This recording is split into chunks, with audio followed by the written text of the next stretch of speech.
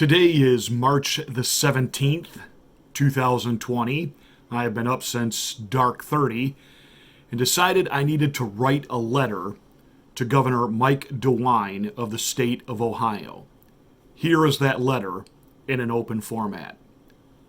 Mr. Governor, while I appreciate and understand that you are charged with the safety, security, and the general well-being of the citizens of Ohio, the daily new list of mandated rules is unsettling for people.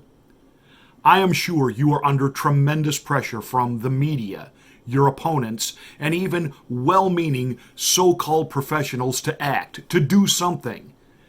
There are those who wish to exasperate this situation into an outright crisis for political and even financial benefit.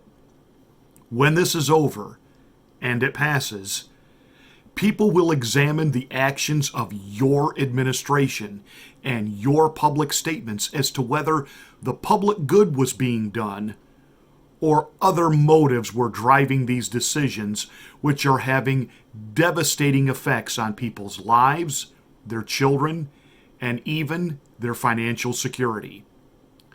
Unelected bureaucrats know how to protect themselves and pass the blame, which will ultimately end up at your doorstep. The only medical people calling this a health crisis emergency are the ones on television and advising the politicians. Why is that? Well, they need to prove their financial value for the organizations that depend on the government to fund them. Real-life, everyday doctors and nurses and healthcare providers are kind of shaking their head over this absolute media-driven hysteria. Your political rivals, who are complimenting you now, and media outlets praising and patronizing you in interviews, are going to turn very quickly when the people, we the people, become vocal about rights and liberties being infringed on and ignored under the guise of safety. Judges are now already being petitioned regarding the constitutionality of what's happening. Right now, you're being given some slack as to managing an emergency. But as opposition mounts and pressure builds over restrictions on movement, assembling, and laid-off workers begin to cry out to a sympathetic media, your rivals will strike and your allies will evaporate. You need to ease off on these over-the-top restrictions and start announcing end dates.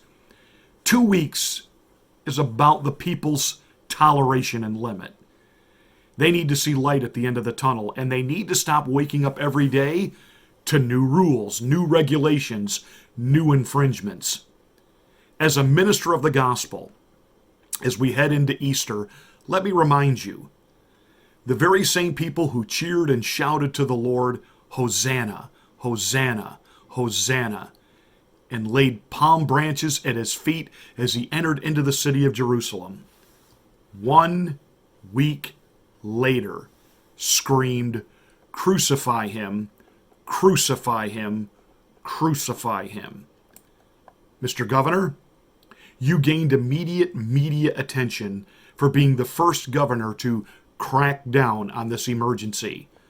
Other governors followed. Now each day you guys are trying to outdo each other, which is being seen as media grandstanding. Lead the calm by being the first governor to now allow common sense and the respect for liberty to set the narrative and determine action. Respectfully submitted, Pastor Marty Bramer.